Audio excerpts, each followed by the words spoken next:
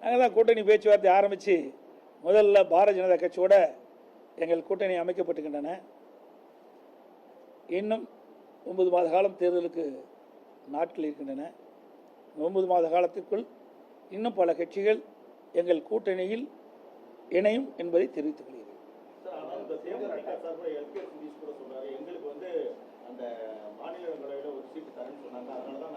அதை பற்றி பின்பு தெளிவாக உங்களுக்கு பத்திரிகையாளர் ஊடகங்களுக்கு தெரிவிக்கப்படும்.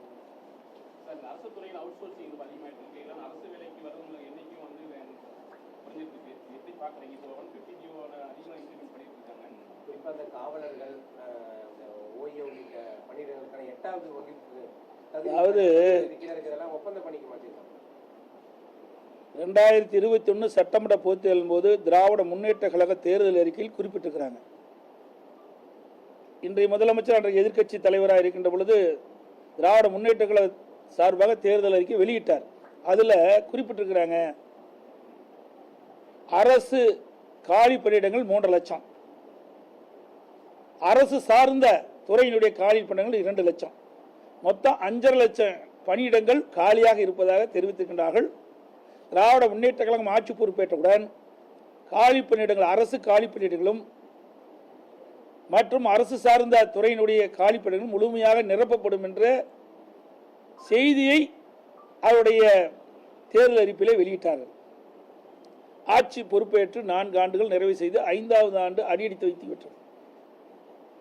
இந்த 4 ஆண்டுகளில் திராவிட முன்னேற்ற கழக ஆட்சியில் அரசு பணியிடங்கள் சுமார் 50,000 பணியிடங்கள் நிரப்பப்பட்டதாக அண்மையில் நடைபெற்ற மானிய கோரிக்கையிலே தெரிவிக்கப்பட்டிருக்கின்றது. அதே போல அரசு சார்ந்த பணியிடங்கள் சுமார் 28,000 பணியிடங்கள் நிரப்பப்பட்டதாக தெரிவித்திருக்கிறார்கள். ஆக மொத்தம் அரசு காலி பணியிடங்கள், அரசு சார்ந்த காலி பணியிடங்கள், அரசு துறை சார்ந்த காலி பணியிடங்கள் மொத்தம் சுமார் 78,000 பணியிடங்கள் நிரப்பப்பட்டதாக அவர்கள் அந்த மானிய கோரிக்கையின் போது பதிலளித்திருக்கிறார்கள், வெளியிட்டிருக்கிறார்கள். ஆனால் இந்த 4 வருட காலமாக ஓய்வு பெற்றோருடைய எண்ணிக்கை 50,000 ஆகிப்போச்சு. அதை அவர்கள் குறிப்பிடவே இல்லை. ஆக இந்த ஆட்சி பொறுப்பேற்றதிலிருந்து இந்த 4 ஆண்டு காலத்தில் அரசு காலி பணியிடங்களும் அரசு சார்ந்த காலி பணியிடங்களும் 78,000 பணியிடங்கள் நிரப்பப்பட்டிருக்காங்க. அவள் சொன்னதை போல முழுமையான காலி பணியிடங்கள் நிரப்பப்படவில்லை.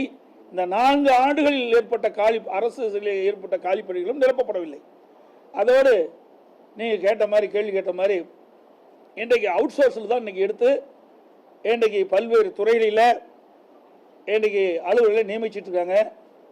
இதற்கு முன்பு எங்களுடைய ஆட்சி இருக்கின்ற பொழுது அவுட் சோர்ஸில் எடுக்கக்கூடாது என்று குரல் கொடுத்த இன்றைய முதலமைச்சர் இன்றைக்கு அவுட் சோர்ஸில் தான் இன்றைக்கு பணியாளர்களை தேர்வு செய்து வன்மையாக கண்டிக்கத்தக்கது. உங்களுடைய தேர்தல் அறிக்கையில் குறிப்பிட்டவாறு அரசு காலி பணியிடங்கள் அனைத்தும் நிரப்பப்பட வேண்டும், அரசு சார்ந்த காலி பணிகள் அனைத்தும் நிரப்பப்பட வேண்டும். ஆனால் தேர்தல் நேரத்தில் வாக்குறுதி கொடுப்பார்கள், தேர்தல் முடிந்தவுடன் வாக்குறுதியை காற்றிலே பறக்க விடுகின்ற கட்சி திமுக கட்சி என்பதை நிரூபணமாகியிருக்கிறது.